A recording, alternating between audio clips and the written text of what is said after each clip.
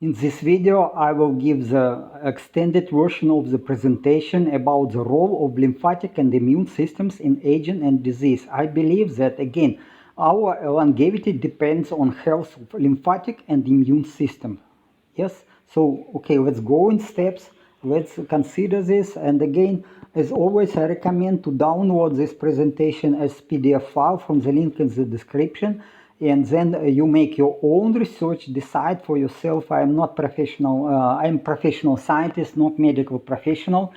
So if I have some ideas and then you are not supposed to follow my ideas, because I do this research for my own longevity. I want to live forever young, or maybe 1,000 years without any health problem, and it works for me. I believe it works, but again, I'm only in the beginning of this journey, because I am adjusting my diet just now, and I feel much better, and I see that my body health is improving. So it's again, everything is going well, but I need just time to prove that I am right. And of course, I continue to do the research and experiments and to prove that I'm right, or maybe to adjust my vision of the problem and my recommendations in time. Okay, let's go. So again, you can go to the sources of information like this, clicking on the link, or you can go to this, if you don't understand the terms, like what is lymphatic system, what is circulatory system, etc. So you can click on it and you will go to a definition of these terms, because again, I'm scientist, I often use some names and terms which are not very easy to understand for people with only high school education. So lymphatic system acts as a parallel circulatory system, parallel to the blood circulatory system, responsible for transporting fluid, this is lymph, but not only lymph, it's also immune cells and various essential molecules through the body. It comprises lymphatic capillaries, collecting vessels, lymph nodes, lymphatic ducts, and this eventually the thoracic duct. There you can get what is, and through the thoracic duct it goes to blood. It is connected. Lymph go to the blood. See my older video and presentation for more details. I was talking already about the lymphatic system, so you can get more information about this. And again, I try to develop my ideas further. And okay, then I invest a lot of time to the research. Lymph fluid moves through this system due to contraction of surrounding muscles and presence of valves in the lymphatic ducts, preventing backflow. Larger ducts are enveloped by muscle fibers that contract periodically to ensure lymph flow. However, this contraction may become less frequent and irregular with age. The primary muscle-driven lymph circulation is the diaphragm. Again, when you are breathing, especially deep breathing with your diaphragm, you are pumping lymph, but also your skeletal muscles, contraction of your skeletal muscles, especially in legs, is pumping the lymph from legs and the other organs to them. To the thoracic duct. So physical exercise and therefore physical exercise and deep breathing can enhance lymph circulation and preventing its stagnation. Okay, this is a picture presenting this lymphatic system with lymph vessels, and then with nodes. We have about 450 nodes. That lymph goes through these nodes, and then eventually it goes to the left thoracic tract. So it's to the, okay, here it is it's shown better. This thoracic duct is here presented, so it goes to vein, to blood. And then here from capillaries, it goes to the lymphatic vessels and eventually to lymph node. And lymph node are very important for us, because this lymphatic and immune system are is using these lymph nodes because it is supposed to be with many leukocytes and also other immune cells which consume bacteria and some maybe substances like polyunsaturated fatty acids, and they degrade them because they are very dangerous. Okay, here we see the structure of this blind capillary. So it has such so-called oak leaf button shape connection of cells, so that it has gaps between the cells, and gaps are big enough to get these chylomicrons. Chylomicrons, these are transport vehicles that transport long-chain fatty acids. Then these chylomicrons go to inside these capillaries, and then further through these lymphatic vessels. Lymphatic vessels, they have valves, and they have muscles, and contraction of these muscles is pumping the lymph through the lymphatic vessels. Okay. Lymph fluid originates from blood plasma filtering into spaces between cells and tissues. So it collects proteins, some proteins, and waste products and bacteria before entering blind-ended permeable lymphatic capillaries, as it's shown here. So they always capillaries have this shape.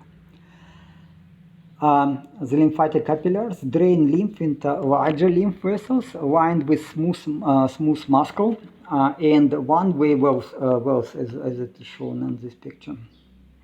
The flow of lymph fluid is aided by skeletal muscle contraction and reduced pressure inside the rib cage during deep breathing, eventually draining it into lymph duct and subclavian veins near the neck. Okay, so you can, these details, maybe I pronounce the medical terms not correct, but you can read and you can understand it yourself. Okay, so lymph nodes filter lymph, removing bacteria, viruses, and damaged cells. Changes in the lymphatic vessels with age include decreased muscle cells, so it is less pumping, impairing the lymph fluid drainage. Okay, draining of the flow of the lymph fluid. Age-related changes contribute to overall health decline in the elderly. Okay, this as I said, lymphatic system and related to the lymphatic system, immune system is very of the primary importance for our agents, because this is the maintenance system. This is the system which keeps us healthy and alive. Adipose tissue contains many stem cells which have the potential to differentiate into various cell types, including fat cells, cartilage cells, and bone cells. These stem cells are involved in the tissue repair and regeneration. So it is interesting that, again, we always think adipose tissue is like passive, but it is not. It is not. We have this adipose tissue has this collection of the stem cells. So stem cells go through the lymphatic vessels, and they contribute to maintenance of our body. So adipose tissue also contain adipocytes, which is specialized cells that store fat. These adipocytes produce and secrete hormones known as adipokinase, including leptin, adiponectin, and resistin, among others. Okay, I didn't give the reference to understand what these are hormones, but you can go to Wikipedia and read about this. But again, these hormones are very important for us because they regulate this how all the food and the nutrients are used as a source of energy, so all the metabolism in our body. These hormones play various roles in regulating metabolism, inflammation, and energy balance in the body. Adipose tissue has a dense network of lymphatic vessels and capillaries, blood capillaries, and lymphatic capillaries, not only for draining excess fluid and waste products from the tissue, but also for transporting immune and stem cells that help to regulate inflammation and maintain body function. Again, maintenance of our body is primary importance for our longevity. And then you see that a deposit tissue is actually can be healthy, but it depends where it is. Where do you have a deposit tissue? If it is under your skin, it's a subcutaneous deposit tissue, or it is in your belly, then it is not healthy. Okay, you can find in my other videos more about this. So again, you see this adipose tissue stem cells. They can differentiate to many types of the body cells, and this is important for maintenance of our body. So our body was actually grown from one cell, one egg, and together with a sperm cell, and then you see, then we got colony of cells. Our body is nothing more but colony of cells, specialized cells. But these stem cells, they can replace damaged cells. They can replace the older cells. So it is actually, if this maintenance system works, we can live forever, young, and no problem at all. Why we die? Okay, so I was always explaining why we die, and immune system and lymphatic system is the key for our longevity. So blind lymphatic capillaries, also known as lacteals, specialized lymphatic vessels found in the lining of the small intestine, particularly in the villi of the intestinal mucosa. They play a crucial role in the absorption of dietary fats and fat-soluble vitamins. Lacteals are located in the lamina propria. It is medical term describing what is the intestinal villi, which are small finger-like projections that extend into the intestinal lumen. And lacteals have a large surface area due to their location in the villi, which increases their capacity for fat absorption. I mean, it is mostly long-chain fatty acids transported by lymph. The walls of lacteals are composed of special endothelium cells that are more permeable than regular capillaries, allowing for the absorption of larger particles and molecules such as chylomicrons, and also bacteria can go inside very easy. Lacteals often have valves that prevent the backflow of lymph, helping to maintain the direction of lymph flow. Okay, here without the blood vessels, we see only this lacteal structure. So you see that lipids, long-chain fatty acids, they come into the endothelium where they again they are transformed to the long-chain fat, triglycerides, and then as in form of chylomicrons. Chylomicrons are big vessels. They go to the lacteals, to this, because it has very big gaps between the endothelium cells, epithelium cells of this lacteal. Okay, so here it's again, you see the blood capillary has muscles which are pumping fluid, also the pumping blood, but so it is true for lacteal. Lacteal has this kind of also smooth muscle cells. They are contracting and they are pumping this lymph from inside, from this space, and they take also chylomicrons to transport long-chain fatty acids, long-chain triglycerides, and to transport it to the lymphatic system. So it is very important. If you want to use fat as source of energy, this is how it works. So chylomicron structure is, again, it has free cholesterol, but it has also phosphate esters of cholesterol and fatty acids, which are mostly at the surface as a membrane, and they have triglycerides inside of this long-chain triglycerides, and esterified cholesterol. So it is esters of cholesterol and fatty acids. So it is again very important for transporting of this long-chain fatty acids, because Short chain fatty acids and middle chain fatty acids can be transported by blood, but long chain fatty acids only by kilomicrons. Okay, lactales participate in the transport of long chain fatty acids from dietary fats or triglycerides. Actually, it's fat absorbable vitamins. It is A, D, E, and K, and cholesterol, of course, cholesterol, from the intestinal lumen after the food digestion. The absorbed fats and fat-soluble vitamins are transported by kilomicrons through the lymphatic system and eventually form a milky white fluid called chyle. Chyle, I think pronounced well, chyle.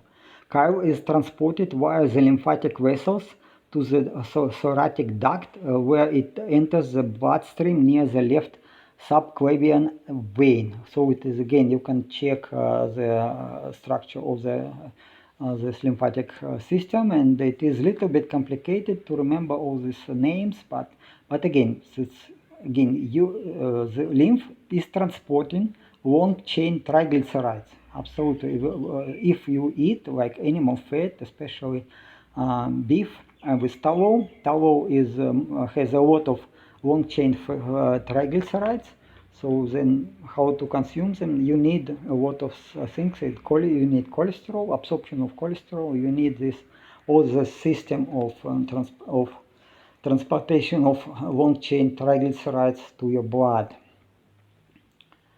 Okay, so overall, lactales are essential for the absorption and transport of dietary fats and fat-soluble vitamins and play a crucial role in maintaining proper nutrition and health.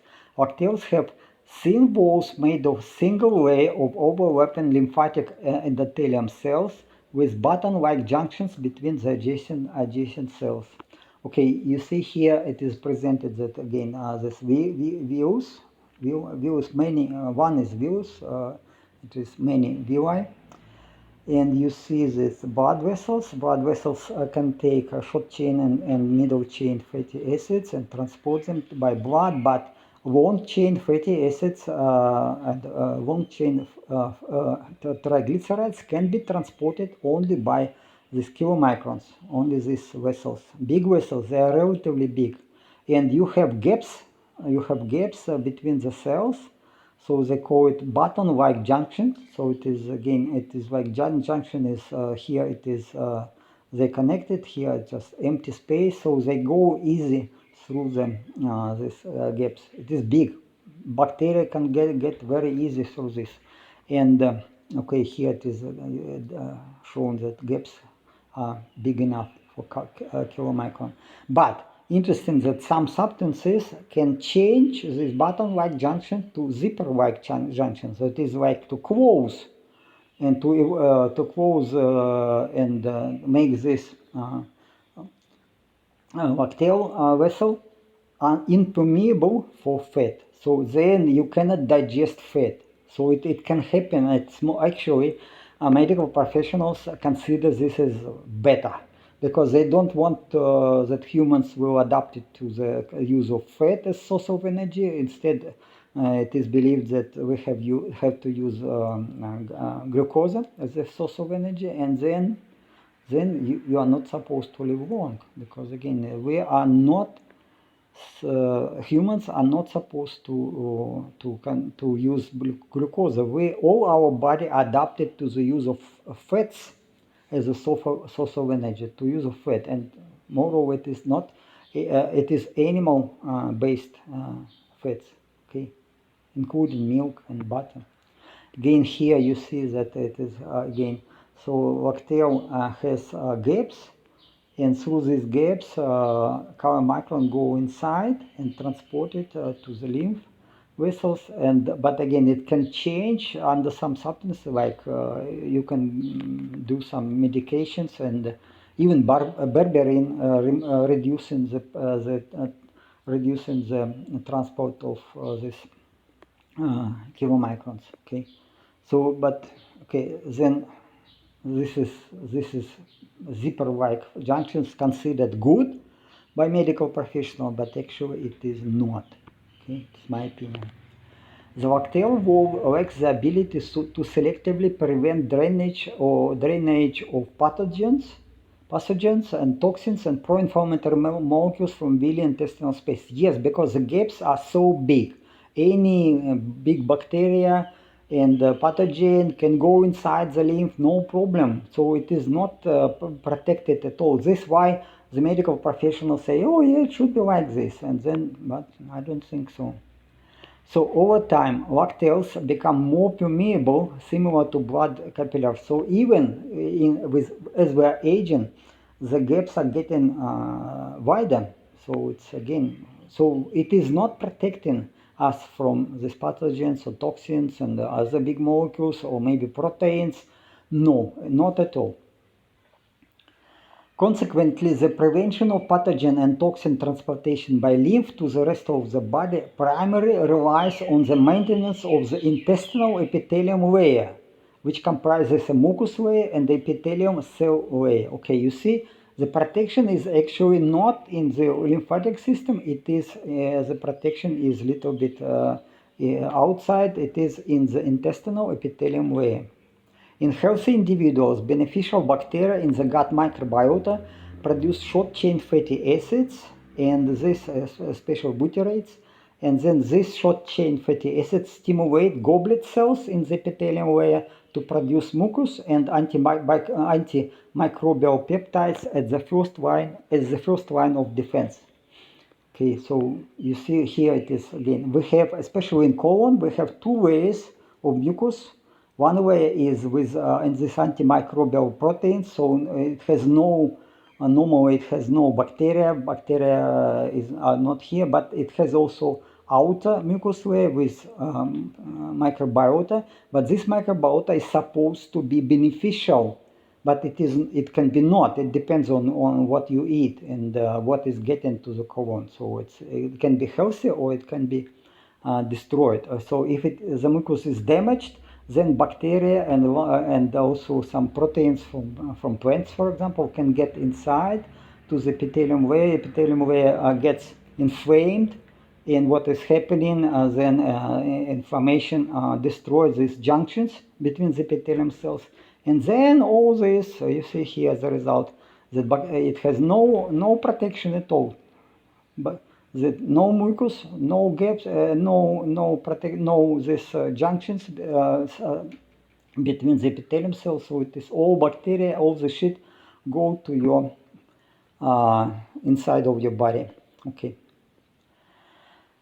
So again, these short-chain fatty acids stimulate goblet cells in the epithelium layer to produce mucus and antibacterial peptides as the first line of defense. So you need some prebiotics to produce for this bacteria, beneficial bacteria, to produce short-chain fatty acids, and then the short-chain fatty acids are used by epithelium layer, and they produce goblet cells in the epithelium layer, produce mucus, and without these short-chain fatty acids, it will not work. This is why, again, why people who rely on strict carnivore diet, sometimes they are not living long. Even if you follow a strict carnivore diet, consuming only beef and some no plants, it will make you healthy for a while, but eventually you will live maybe 10-20 years longer, but not forever young. Forget about to be forever young. Okay, so it's again, I try to modify a strict carnivore diet so that more short-chain fatty acids will be produced in our guts by beneficial bacteria, and then to improve protection, to improve to produce this epithelium layer will produce mucus, and then all these junctions between the cells will be tough and reliable. So it will be so the tight junctions between the neighboring epithelium cells create a monolayer which acts as a selective barrier, serving as a second line of defense. Okay, you see, if you are healthy enough,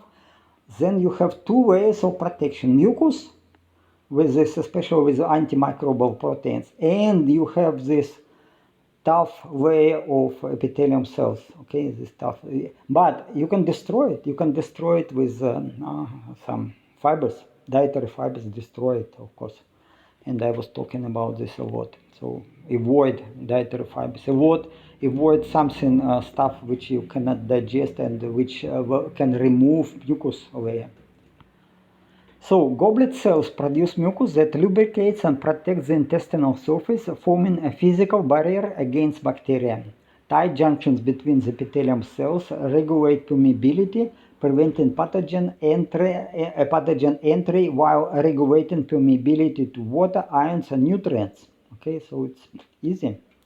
Increased intestinal permeability or leaky gut can allow pathogens to enter the lymphatic system, contributing to systemic inflammation. I already discussed in my videos. I always try to stay focused on it, that about the role of microbiome in the production of short chain fatty acids. And you can go to my presentations, and also there are videos to watch.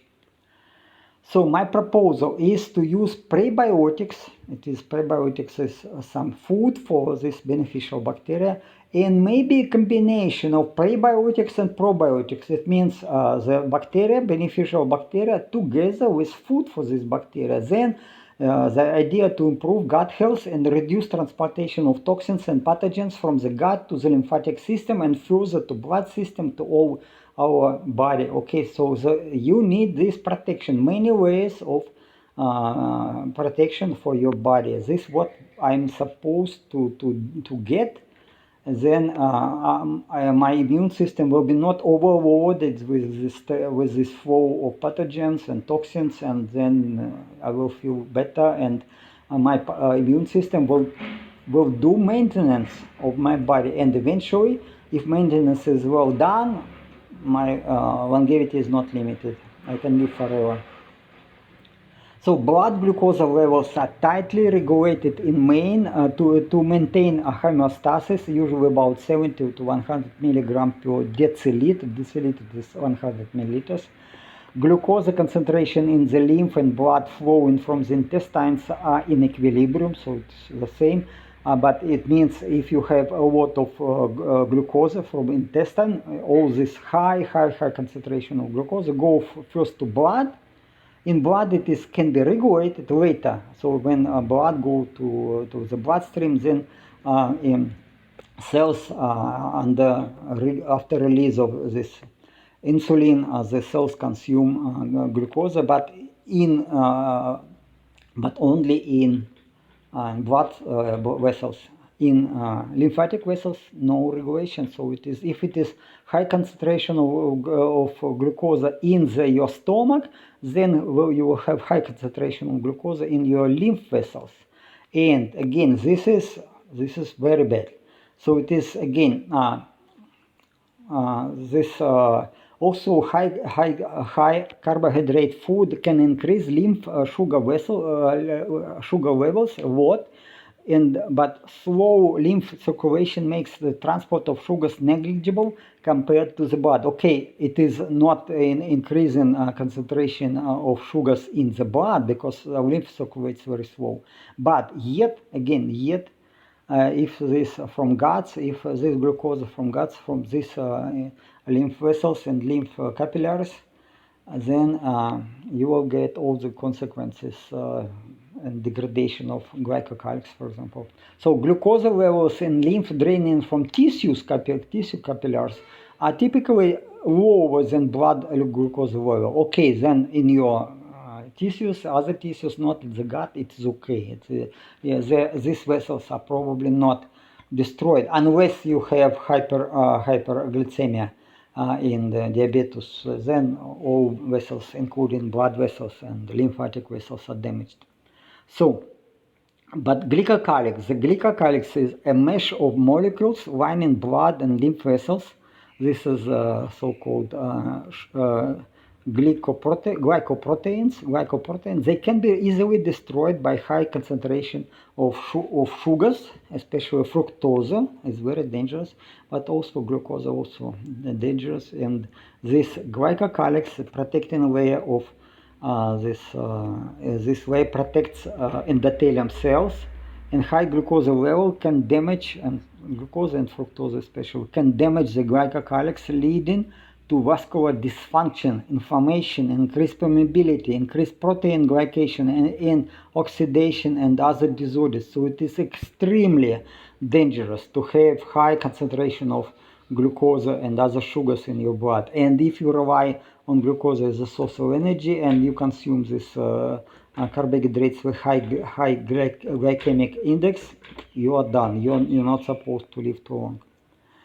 So how it is glycocalyx layer in lymphatic vessels? Okay, you have junctions between the epithelium cells in the vessels, not in the capillary. In capillary, it is a little bit gaps are big enough, but inside the vessels, it is tightly epithelium layer, endothelium layer is this unpermeable, should be unpermeable, and also because of glycocalyx. Glycocalyx works actually like mucus. It is actually mucus, but thickness of this mucus is very low, from 1 to 5 microns only. So, but again, if glycocalyx destroyed by high concentration of sugars in the blood, what happens also, these tight junctions can be destroyed, and all the proteins and all these polyunsaturated fatty acids, oxidized polyunsaturated fatty acids, can go through, bacteria can go through and to your body, and consequences are very dramatic. So detrimental age-related changes in the lymphatic system, which involve inflammation. Inflammation is again very much common in older age. This suggests the involvement of senescent cells. Okay, if you have inflammation it leads to accumulation of senescent cells, and the accumulation of the senescent cells accelerate inflammation even further. So considering these changes, helps to explain increased permeability observed in aged lymph vessels, with pathogens escaping from the lymph collectors into the surrounding tissue and decreasing ability to control tissue fluid homeostasis. Pardon. So you see that again, if you have destruction of your glycocalyx and then inflammation and then accumulation of senescence, so it is like explosion. It goes exponentially, and you aging in above, if you age above 65 and further, this acceleration in the deterioration and detrimental changes in your body are develop exponentially. So people don't live too long because of this. So microvascular dysfunction with hyperpermeability was also previously observed in aged blood vessels and was attributed to oxidative stress, inflammation, activation of the apoptotic signaling. Again, the cells die. And likely the same mechanism contributes to hyperpermeability observed in the aged lymphatic vessels and lymph nodes. Okay, you can read this again. Lymphatic vessels, blood vessels, if glycocalyx is destroyed, if permeability is increased, the mechanism of aging is all the same. Or blood and lymph vessels, all the same, and the lymph nodes are especially important. So there are about 450 lymph nodes distributed through the adult human body, and this chronic inflammation stimulates collagen deposition and tissue fibrosis, leading to stiffening and progressing atrophy of functional lymphoid tissue in the lymph nodes. Again, that's okay. Here we will come to the pictures. Okay, you see here. So if it is normal young people, okay, we have capillaries, and through these capillaries, there's a button-like connection between adjacent cells in the endothelium. These kilomicrons and all nutrients go to inside, including bacteria. But then the vessels are impermeable, and they are pumping lymph fluid. It's pumping well, so it is healthy state. But what is happening is with age, first again, stiffness accelerates around the capillaries. So again, the gaps in between the cells in the capillaries increasing, so all these bacteria and all these proteins and signaling molecules are coming inside, and then what is happening, this loss of glycocalyx, which is again the role of glycocalyx is huge. You have to keep it as healthy as possible, and the only way is to avoid consumption of these toxins and consumption of glucose or other sugars. Okay, and what is happening? The thickness of the vessels is increasing, and pumping goes not very well, because you see here the valves are working, but here not. Here valves are not working, and then you have leakage of lymph. It is the lymph is not cannot be pumped with this muscle cells, with smooth muscle cells. So it is again, it contributes to aging and accumulation of lymph fluid in your legs, for example. Okay, lymph nodes undergo age-related changes that disrupt their structure and function. Lymph nodes are very important for functioning with your immune system, absolutely important. So one major change in the accumulation of senescent cells with lymph nodes, which produce inflammatory signal molecules that drive local inflammation. Okay, you have this chain reaction. So first you have inflammation creates senescent cells increase inflammation. But what is interesting, so animal experiments with senolytics to kill senescent cells, or maybe with senostatics to reduce the level of these pro-inflammatory cytokines, signaling molecules, suggest that aging of lymph nodes and lymphatic vessel may be slowed down. And I don't know about reverse, but this article this claims that it can be reversed if you kill the senescent cells or suppress their activity. Maybe, okay. So again, if you do it well, then you don't need this senostatics and senolytics. But okay, but before you will see that it gives a huge impact. But I believe that again, in old age senolytics, you're supposed to use senolytics. Okay, so again, what we can do. Additionally, the deposition of adipose tissue in lymph nodes can occur as a person ages, particularly in individuals who are overweight or obese. This process, known in lymph node lipomatosis or nodal lipidosis, along with the replacement of lymphoid tissue by fibrotic and adipose tissue, contributes to a decline in immune surveillance capability. Okay, what is happening? If these polyunsaturated fatty acids, they are coming inside, so all mechanism development of adipose these plugs and which of polyunsaturated fatty acids inside your nodes going all the same. So macrophages and white blood vessels are trying to get these toxic fatty acids, but they cannot digest them. They cannot digest it. So I was explaining the mechanism of this atherosclerosis development many times. So they are turning into foam cells, and foam cells eventually die. And then when they die, they increase inflammation, etc., etc. This eventually what is happening.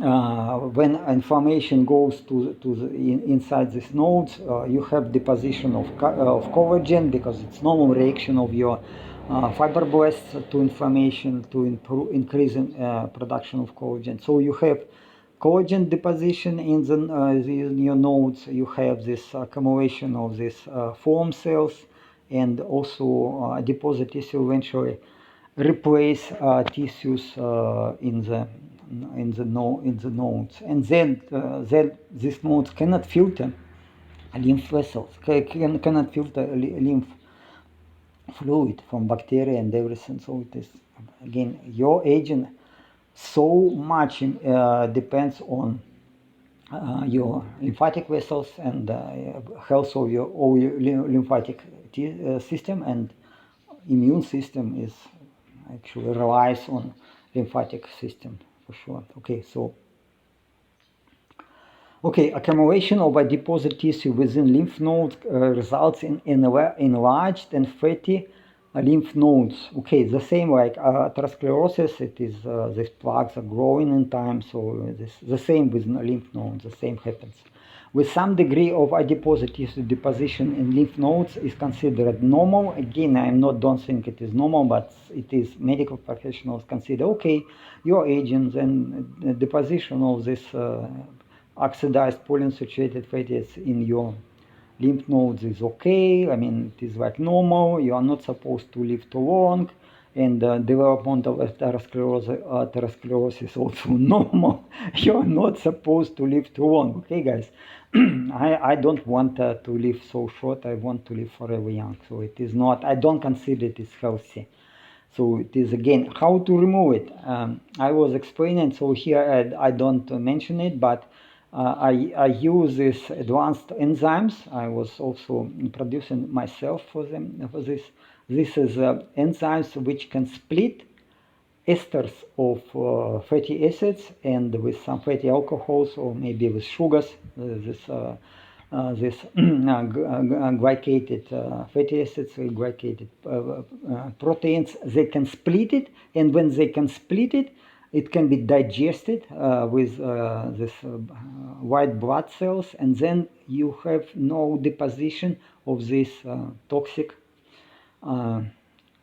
low density lipoproteins with and you don't have deposition of the fat inside the nodes, or you can reverse it. This is what I see, it is reversed. Okay, so let's go further. Okay, this is again, this condition is associated with obesity, metabolic disorders, lymphatic disorders, of course. If you consume vegetable oils, there are consequences.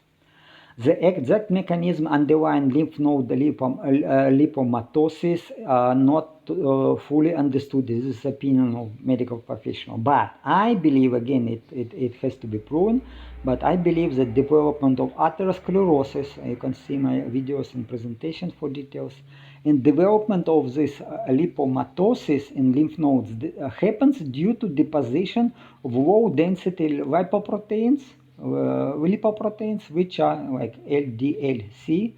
They are known as bad cholesterol. It is not cholesterol, it is lipoproteins, but they are filled with sticky oxidized polyunsaturated fatty acids. This is why they are bad.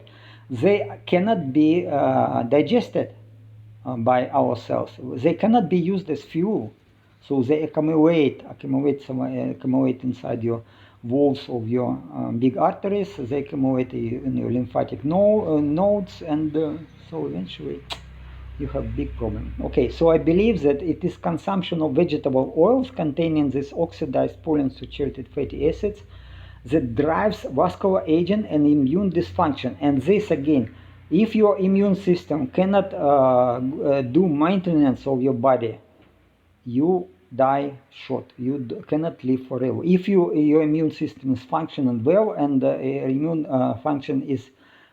system functioning absolutely depends on your lymphatic system, then you can live forever again. We can live forever actually.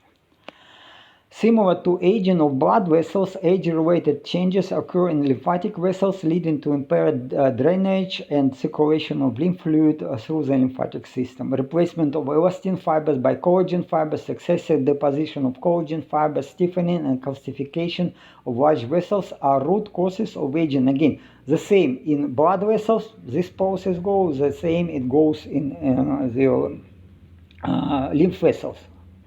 But again, it is kind of related to over time. It happens. It is moreover very difficult to reverse. This process, but possible. Immune cells can do it, but again, it's not easy. But what is? Meanwhile, destruction of protecting layer of glycocalyx on the inside of lymph and blood vessels may happen even in young age. This is why young people suddenly die in age of like 25, 35 years, they die during sleep or during some exercises. Why? Because this destruction of glycocalyx leads to thrombosis, and thrombosis leads to your this death. If it goes to your brain or heart, then you are dead. So protection of glycocalyx is absolutely important. So you have to, and how to protect it? Stay away from glucose, stay away from carbohydrates. But I mean carbohydrates which are with high glycemic index. Okay, this is not all carbohydrates are bad. Okay, some are relatively okay. Okay, so again, if glycocalyx is damaged, it leads to leakage of pathogens and allergens from the vessels and systemic inflammation in tissue. So it is both lymphatic system and blood system are in this degeneration process. Then your inflammation, systemic inflammation starts all this chain of quick aging and shortening of your life. So these changes including atrophic and fibrotic alterations in lymph node architecture, the loss of resident lymphocytes because they just have no space in the lymph nodes. All the space is smaller because lymph nodes are full of these polyunsaturated fatty acids, and so again. So, okay, the loss of resident lymphocytes, lymphatic transport defects contribute to suboptimal immune responses in the elderly population. So you see how it goes. It is not easy. It is not easy, but as I said, the main source in your gut, the health of your gut is gives you. So if you eat proper food, if you keep your guts healthy, then all your body functioning well. So one can estimate the functional status of the lymphatic circulatory system by evaluating metrics like lymphatic pumping, vessel diameter, permeability, glycocalyx integrity and thickness, muscle cell density, lymph node health, and immune cells trafficking. Okay, there are methods, some technologies to estimate it with microscopy, with taking samples of tissue, and but okay, I don't do it because again, if you feel yourself healthy, active, a lot of energy, why should I do some measurements? Age-related lymphatic degeneration can manifest through edema, chronic inflammation, increased infection risk, poor wound healing, lymphedema. It is edema, but lymphedema, potentially resulting in autoimmune conditions and cancer metastasis. Again, some people, I know that some people can die from cancer in age of 25. I know some absolutely amazing opera singer, yeah, and she died in age of 25 from breast cancer. Breast cancer, it is curable. It is curable, but again, it is so sad. She was so good singer. She was so good, beautiful young woman. Yeah, so I miss her. I miss her voice. I mean, I always watching her records. She was amazing singer, amazing. But in 25 years, she died from cancer. So it is again, it's curable. It is preventable. Why no? And so many people die from this. But whatever. So you see the mechanism, this permeability of these blood vessels and especially lymphatic vessels, metastasis, etc. And food is the base of your healthy life. Overall, maintaining lymphatic system's integrity and function, the proper function, are critical for fluid homeostasis, efficient immune surveillance to maintenance of your body, wound repair, and preventing the dissemination of infections or cancerous cells throughout the body. Okay, this is a recipe, but how to do it, it is not secret. I'm talking also always about this, but okay, I'm not supposed to give you medical advice. I do it mostly for myself. So keeping the lymphatic system healthy may potentially slow down the aging process and reduce the risk of associated complications. This is, again, quite obvious conclusion. But again, I amplify this conclusion is, I said, all your body functioning depends on your health of your lymphatic system, and immune system relies very heavily on lymphatic system. So you have to do whatever you can to improve health of your lymphatic system. And how to do it? Again, what food you consume, and what if you have these barriers in your guts protecting your body from invasion of these pathogens and foreign proteins and other toxins, well, you have to do it. This is again what is difference between lipedema. Lipedema, it is excessive accumulation of fat, subcutaneous fat, and this is accumulation of the lymph fluids. Lymph fluid is not pumped by your lymphatic vessels. It can develop again at a relatively young age. So when pathogens and allergens leak from the lymphatic vessels, nearby mast cells are activated, leading to the production of histamine and triggering an immunological response. Immune response. Over time, mast cell quantity and activity are increasing. Of course, if you have chronic inflammation, the activity and the quantity of mast cells increasing. All the individuals have more mast cells, which are more easily activated, resulting in histamine production even in the absence of infection. Yes, okay, they are activated because of this leakage from your lymphatic vessels, especially, and blood vessels also, but mostly from lymphatic vessels. This increased histamine production leads to higher level of pro-inflammatory cytokines in lymphatic tissues. Okay, so it is all the chain of this reaction of aging is going through this.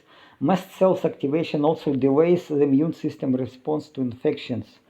Overall, elevated cytokine levels increase wall permeability and contribute to the chronic inflammation associated with aging. Okay, you see, aging is triggered by inflammation. Of course, there are some other causes, but again, this is very much related.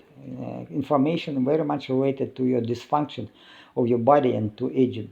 So thus aging is characterized by increased lymphatic permeability, chronic inflammation, and delayed immune responses within the lymphatic system. People understand it, so you can read publication, but what is the recipe? What you are supposed to do? Okay, so this I have some opinion, but okay, I'm not supposed to give you medical advice. So you see, if it is young lymphatic vessels, fluid is not getting out between it is also protected by glycocalyx, but it is not here, not presented. But mast cells they're always around the blood vessels and lymphatic vessels. They're not activated, so everything go well. You have no inflammation. But if there is leakage because of damage of glycocalyx and also inflammation, and then toxins making your endothelium cells inflamed, then you have leakage of toxins of bacteria, pathogens to outside, and histamine produced by mast cells, because they are trying to protect you. If mast cells see the damage, if they see some pathogens, they produce histamine, and histamine is a signal molecule to attract these immune cells, natural killers and macrophages. So they have to come and to repair, and also stem cells eventually. So they have to come to repair the damage. But if it is chronic inflammation, so it's already your aging accelerates. Okay, intermittent fasting may help with lymphatic system health. Yes, research has demonstrated that intermittent fasting offers numerous advantages for gut health, since inflammation and immunological function are strongly related to gut health. This is what I always say. You have healthy guts, everything go well. So, but then what is happening? Intermittent fasting can help the gut recover to giving it time to rest and regenerate. Okay, so if you wait if you follow a ketogenic diet or carnivore diet and then eat once a day or taking some regular fasting time, then your guts may recover, because this process, it needs time. Since chronic inflammation can hinder the lymphatic system ability to function, the intermittent fasting has been shown to help lessen it. Okay, it's again, it is reducing inflammation, because again, if your guts are repaired, nothing, toxins and bacteria and other pathogens are not going inside your lymphatic vessels, and then all systemic inflammation is reduced. So intermittent fasting can help with fat loss, which is important. Excess of deposit tissue deposition can put strain on the lymphatic system. Okay, so again, lymphatic intermittent fasting work very well. I was explaining in my previous videos. It works together with ketogenic diet, or actually carnivore diet works better, especially well it works with this modified diet, what I propose in my recent videos. Okay, so intermittent fasting can help with fat loss. Again, which is important as excess deposit tissue deposition in your lymph nodes and or in your bones, and so in your thymus. Well, it is happening. So, but again, intermittent fasting can start autophagy. Autophagy is a process through which cells recycle and eliminate damaged parts, of course, especially proteins. But if you don't have these enzymes which can digest this lipofuscin, cannot digest these esters of polyunsaturated fatty acids and also some proteins, then it will not help. You need these enzymes, advanced enzymes. I proposed many times. I tried to get support of this research and make clinical trials, because it works. For me, it works. For some people who volunteered in this research, it worked also. It works amazingly. But again, it seems so that medical professionals and governments are not interested that people will live longer and will not suffer and will not die. The average longevity drops in Western countries like a stone, while the expenses, the cost of medical services is increasing like exponentially. So what we have, we spend more money on medical services in the United States. It's already 17%, but longevity drops. Why considerably drops? Okay, why? So you spend more on the medical professionals, you get not benefits, you get some what is killing you. Yeah. So think for yourself. Intermittent. Okay, then again. Intermittent fasting have been demonstrated. It has been demonstrated that intermittent fasting improves the immune system ability to respond to infections and maintain the health of the lymphatic system. Of course, it's very obvious. But all related to health of the guts, of the epithelium layer in your guts and mucus. Okay, humans are naturally adapted to utilize fats for energy from birth, because newborn babies, they are in ketosis. Ketosis is a normal state of our body. We are adapted to use fats for energy. We change.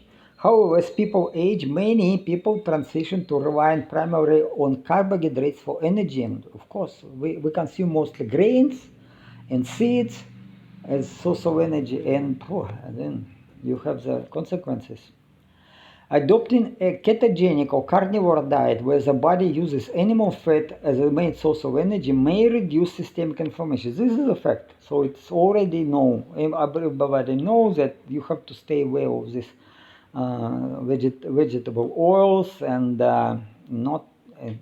I don't think it is any plant food is worthwhile to use. It is cheap. It is cheap to produce animal-based food, and which is absolutely healthy. Absolutely. Okay. So lipase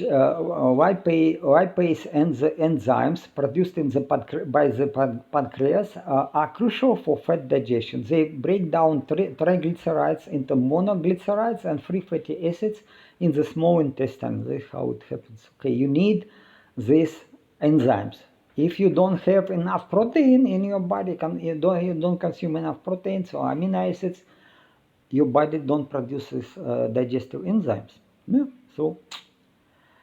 And these lipase enzymes are not easy to produce at all. It's a lot of energy in it. So normally people losing in viral agents, they are losing ability to produce this proteases and lipase enzymes, lipases and proteases. So they losing ability to digest fat and digest the proteins. So again, these enzymes break down triglycerides, and then these molecules and enzymes together with these enzymes are also absorbed by intestinal epithelium cells. And then what is interesting is that short-chain fatty acids and medium-chain fatty acids, they can exit these cells directly into the blood capillaries for distribution in the blood system, easy. So these are very healthy. However, long-chain fatty acids are reassembled into triglycerides within the epithelium cells for transport through the lymphatic system. The reformed triglycerides combined with cholesterol esters, with these enzymes and phospholipids, they form kilomicrons. Okay, this is how it is. Okay. Middle chain polyglycerides and fatty acids go inside, monoglycerides and fatty acids go through this layer of mucus. They go to epithelium layer and to epithelium cells. And then they are like some short chain fatty acids go directly to blood, and long chain fatty acids, they go quite long way. And in Golgi apparatus, they form these kilomicrons, and kilomicrons go to lymph. Okay, so here again demonstrate these kilomicrons. They are big vessels. So and you see these kilomicrons, and kilomicrons is this primary vessel to transport long chain fatty acids and long chain triglycerides through the lymphatic system to your blood, and eventually to this cells can use these triglycerides from kilomicrons, but the remains of the kilomicrons, they go to the liver, and in the liver they are transformed to very low density lipoproteins and intermittent density lipoproteins. I was talking about this a lot. So, and eventually it is again, if you rely on fat as a source of energy, this process supports your functioning of your body. So these kilomicrons enter lacteals, specialized lymph vessels lining the intestines, through the contraction and then through the contractions and numerous control of muscle fibers in the villi, they are pumped into further. So then they travel through the lymph vessels and nodes until reaching the bloodstream with the portal vein, which leads to the liver. Okay, so it's again, I repeating, but it's just you can read some publications about this. From there, kilomicrons are transported to cells throughout the body. Again, kilomicrons can be transported by blood also, and then cells use these triglycerides from the kilomicrons, but the remnants of kilomicrons are mostly absorbed by the liver. And while the body can synthesize cholesterol, dietary cholesterol can also be absorbed from the intestines directly into epithelium cells. This is what again happens. We need cholesterol. Again, if your body rely on consumption of fat and use of fat as source of energy, you need a lot of cholesterol. Your body produces cholesterol, but it is not enough. You need some uptake of cholesterol from the guts, from your food. So, however, the uptake of cholesterol by these cells, by epithelium cells, and its transport to the bloodstream by kilomicrons can be hindered by phytosterols in plants. So, plants have some toxins which resemble the structure of cholesterol a little bit, but they are not cholesterol. So they actually damage, they reduce consumption of fats. So this interference can lead to accumulation. What is happening? Then these fatty molecules go inside the epithelium cells, but cannot go further because they cannot form this kilomicron. So they accumulate in the epithelium cells as some droplets. And this accumulation of these fat droplets in epithelium cells potentially what is happening, it is like in macrophages. Macrophages, they also accumulate this fat, polyunsaturated fatty acids primarily, and then they lose functionality. They get transformed into foam cells. But epithelium cells, if they are also swollen with this fat, all your nutrient absorption is damaged, and then you cannot digest nutrients actually. So it is further disrupting cellular function of this epithelium layer and contributing to condition like fatty liver disease and atherosclerosis. Again, why atherosclerosis? Because again, if you consume vegetable oils and then you don't have enough of this cholesterol, then transport of this fat is damaged, and then fat accumulates in your liver and in your epithelium layer, in the gut, so it is damaging, very damaging. And consuming foods rich in phytosterols, such as certain vegetable oils, nuts, seeds, and whole grains, is often recommended as a part of so-called balanced or heart healthy diet to reduce cholesterol level in our body and this so-called bad cholesterol, this low density lipoprotein in the blood.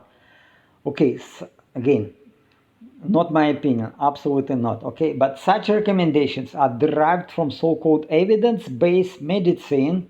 This what medical professionals will tell you. They indeed may help to improve your health and slow down the development of atherosclerosis in large arteries when carbohydrates are main source of energy. So if you use a lot of plant-based food with vegetable oils, yes, it helps. It helps. I was explaining already in all the video and presentation, but if you rely on carbohydrates as a source of energy, you are not supposed to live long. You are not. And you have this toxins accumulate in your body because cholesterol is absolutely important to remove your toxins from your adipose tissue and all your body. And if you don't have enough cholesterol, you're done. So phytosterols and fibers reduce the transport of polyunsaturated fatty acids that can be easily oxidized and become sticky. Okay, if it is toxic, okay, why not to stop use of this consumption of polyunsaturated fatty acids? Just stop it. Stop it. Don't buy. Use of tallow and lard, butter, special butter for cooking. Okay, accumulation of kilomicrons and this low density lipoproteins, they are filled with oxidized polyunsaturated fatty acids on the inside of blood vessels is a core cause of atherosclerosis. It's also why your lymph nodes are getting filled with these kilomicrons and this fat, oxidized polyunsaturated fatty acids, they accumulate inside your lymph nodes, all your system inside your bones also. So all your immune system, all your lymphatic system is, it's unfunctional then. And you have this atherosclerosis also, so you die quick. So, but again, if you decide to shift to follow ketogenic diet, then if you use fat as main source of energy, these recommendations cannot be beneficial. So decide for yourself. If you rely on, if you're vegetarian and if you don't consume any animal products, it's up to you. Okay, it's up to you. But then you can follow medical advice, and I don't trust medical professionals. Sorry. Cholesterol is a crucial building block for production of various hormones in the human body, which include corticosteroids, sex hormones, vitamin D, and these hormones play critical roles in various physiological processes and are essential for overall health and well-being. Yep, I believe that we need cholesterol from food. In addition to cholesterol is produced by our body, because again, to remove toxins from our body, then we need cholesterol. Cholesterol is converted into bile acids in the liver, and this is essential for digestion of absorption of fat and fat-soluble vitamins in the intestine. Also, cholesterol in our body is used to remove fat-soluble toxins from our bodies by bile acids. This is again, it is important. Without cholesterol, your maintenance, your body will be overloaded with toxins, fat-soluble toxins, and so you cannot stop. But again, my medical professionals, they say, no, you don't need cholesterol. Cholesterol is bad. Bad, not cholesterol. Polyunsaturated fatty acids, which are easily can be oxidized, these are bad, not cholesterol. But they call this low density lipoproteins bad cholesterol. This is not bad cholesterol. Okay, it only bad if you consume plant-based food. If you consume vegetable oil, then it is bad. But just stop it. So logically easy. Just stop to consume it. Well, again, if blocking cholesterol production with statins, there are medications like statins. If you consume them, it is recommended to start consumption of statins in young age. So you will never use fat as source of energy in this case with statins. Okay, but if it is combined with food rich of phytosterols, which again recommended by medical professionals. So it is like a crime to use fat as source of energy. Then you have obesity, you have all this degenerative diseases, you have all your toxins accumulation. Oh yeah, okay. But again, this is part of the business. I believe that's okay. Last 25 years I never was sick even with the flu because I think for myself. I'm a professional scientist. I can think logically. I don't trust opinion of other people, including some scientists, because science is exchange of opinions and it is discussion, it is experimenting and taking what is truth, not believing any. There is no established science. I hate when people say, oh, it is established science. It is not. It is always opinions, private opinions. And I have my own opinion, you have your own opinion. Okay, you are not supposed to follow my opinion because I do it for myself, but also for some friends who help me and relatives, and I want them and myself and them also to live healthy and long. So, okay, if you combine these statins with food rich in phytosterols, it will lead to considerable life shortening. Okay, and you will get so many other diseases.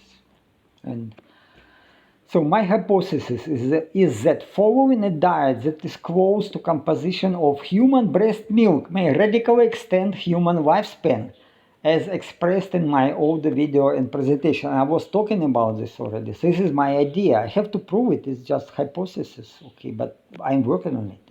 Will a future human society after societal collapse of Western civilization resemble the structure of beehive or not? So again, we are coming to collapse of the Western civilization. It is just, you see the signs of this collapse everywhere. So, but again, I cannot say, will it be so that structure, all the structure of our society will be different in future or not? I cannot say. But I believe that Mel Gibson portrayed a very interesting version of the future in the trilogy Mad Max. You can go, if you watch it, you just maybe watch it again, because it is fantastic movies, and I love them, and especially according to this trilogy script, Immortal Joe keeps a whole harem of women captive in order to harvest their breast milk and get offspring from them. Okay, very interesting idea. It is like a hive. The only in a beehive there is a queen, one queen that is making eggs. And here, but humans are not like this, so they cannot share eggs. Okay, girls cannot give eggs, but sperm is, you can share sperm. So it is different, but kind of beehive structure. So breast milk, according to this script, is equivalent to ambrosia, which makes Joe and his few chosen warriors immortal. And I believe it is good idea. I believe that it is, again, nature. Meanwhile, we know that nature is using some versions of ambrosia in colonies of bees, ants, and termites. So we know that it works. Okay, if you consume the same milk, which is for babies, and you consume the same kind of milk through all your life, you are not aging at all. Okay. This is ambrosia, real ambrosia. Okay, so this is the slide represents this immortal Joe with this women producing milk. This is ambrosia. Yeah, and also they produce offspring, and offspring, again, this is like a hive. Offspring work as soldiers. Males are working as soldiers, and females produce more offspring. So it is all organized, well organized. So breast milk is very rich in lactose, which is used for energy production and keep gut healthy. Okay, again, in our medical professionals say, oh yeah, and also people who follow carnivore diet, they say, oh no, lactose is bad. It is so bad. I was see my video and presentation. I don't think so. So, and it can be used as prebiotic, and maybe other prebiotics like lactulose can be used together or instead of lactose. I don't know. It's, again, I started only recently these trials. Okay, let's see. I think it works, but again, I need time to prove it. Experiments in biology are taking time, taking long. Goat milk is often considered the closest animal milk in composition to human breast milk. It has similar protein profile, containing high levels of whey proteins and lower levels of casein compared to cow milk. Yet the content of lactose in goat milk is much lower than in breast milk. In comparison to cow milk, goat milk has more certain nutrients like calcium, potassium, vitamin A, which are closer to human milk. Okay, if you buy cow milk, I mean, okay, let's go in steps. It is more digestible than cow milk. Yeah, in wealthy countries, goat milk and its products like yogurt, milk powder, and cheeses are popular among people with allergies and gastrointestinal issues. So it is proven that it is very good for health. Goat milk fat contains more short and medium chain fatty acids. Again, this is very beneficial for your health. This short chain and medium chain fatty acids are absolutely beneficial, especially short chain fatty acids. So, but it has less lactose than breast milk. Fermented goat milk improves gut health in people as it has beneficial probiotics. Probiotics, it is beneficial bacteria. It has been demonstrated that consuming fermented goat milk can improve mucosal resistance to intestinal and respiratory infections in mice with immune deficiency. Okay, you see, you consume these mice consume goat milk, fermented goat milk, which are full with probiotics and prebiotics, mostly probiotics, and generation, and your gut health is improving, because mucosal resistance, it is health of your epithelium layer in your gut. So mice get more healthy mice, which are especially with suppression of the immune system, they live longer, they are more healthy. So due to its high fat, protein, mineral, and vitamin content, goat milk is healthy to consume for old ages. Okay, it's again. But goat milk and cheese are typically more expensive than cow milk and dairy products. A gallon of cow milk is usually 1 to 150 price, while goat milk runs about 450 or even higher in the US, because goat milk is produced mostly in small farms with higher labor cost. Okay, goat milk. We can go to Bible and we can see that these biblical patriarchs were consuming goat products, fermented goat milk and goat milk itself. So it is it not evidence that longevity up to 1,000 years depends on food? And if you consume goat milk, is everything healthy?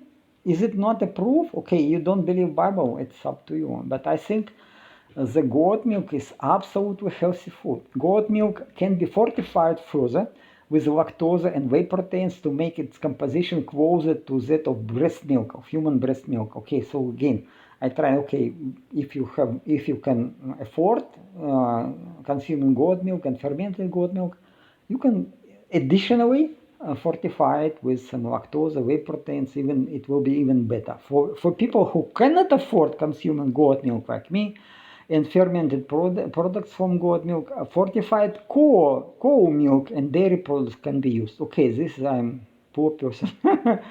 I cannot afford beef, for example, and grass-fed beef I cannot afford. Sorry, it's so expensive in Taiwan. It is because it's all imported. Big money, cannot get it, cannot eat it. But somehow this cow milk and powdered cow milk is relatively affordable, not cheap, but affordable. So I can use this cow milk, fortify the cow milk, and to get it closer to the breast milk. So lactose consumption generally leads to a slower increase in blood glucose level compared to sucrose and or carbohydrates with high glycemic index. Yes, okay, you see? Lactose is not bad. I was talking about this before.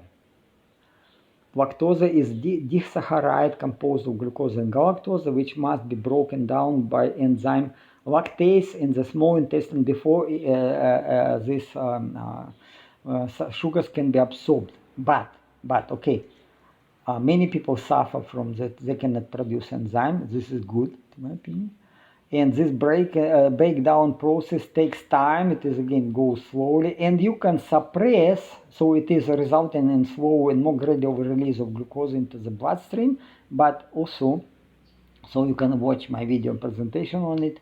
But also digestion of lactose can be reduced by acidic environment in the intestine. So if you drink some fermented products and also you use some drink with citric acid and or lactic acid, you can suppress digestion of lactose. All lactose will go to your guts further and to your colon, and in colon it will produce these gases and short chain fatty acids, which are beneficial.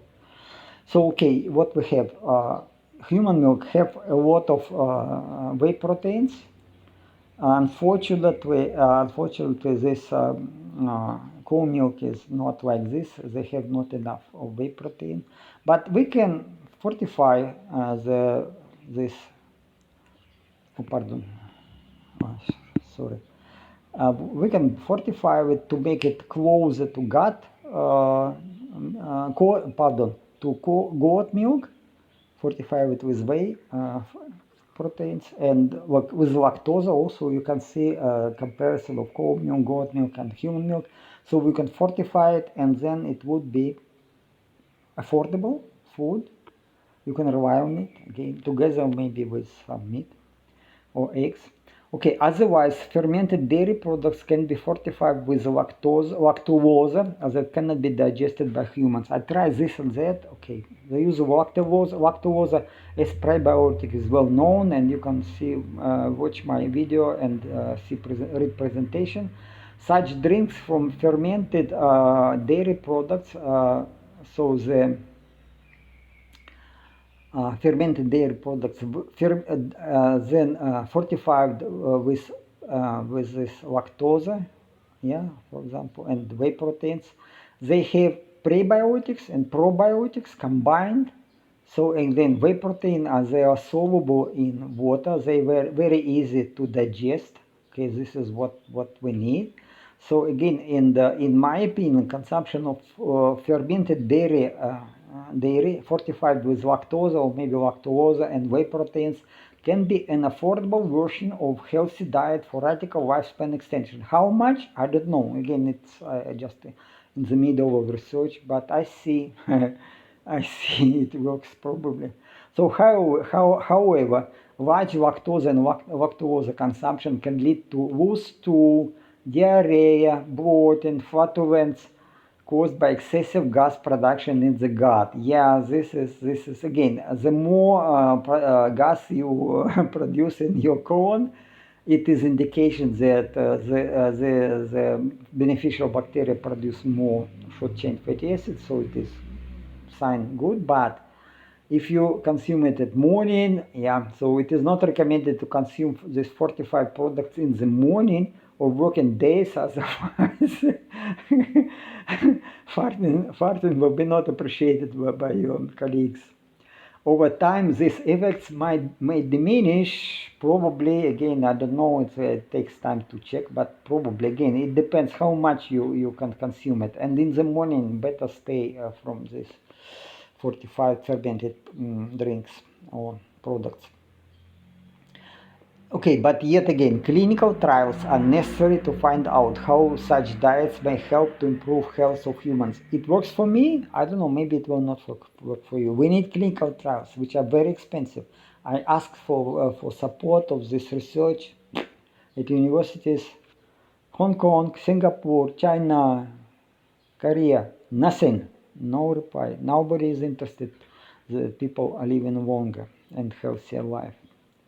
So in conclusion, the lymphatic system plays a crucial role in the maintaining overall health and well-being. And age-related changes in the lymphatic system can lead to impaired immune responses, chronic inflammation, increased susceptibility to infections. Strategies such as intermittent fasting, diet rich in nutrients similar to human breast milk, and maintaining a healthy gut microbiota can help support lymphatic system health. Yes, this is my point.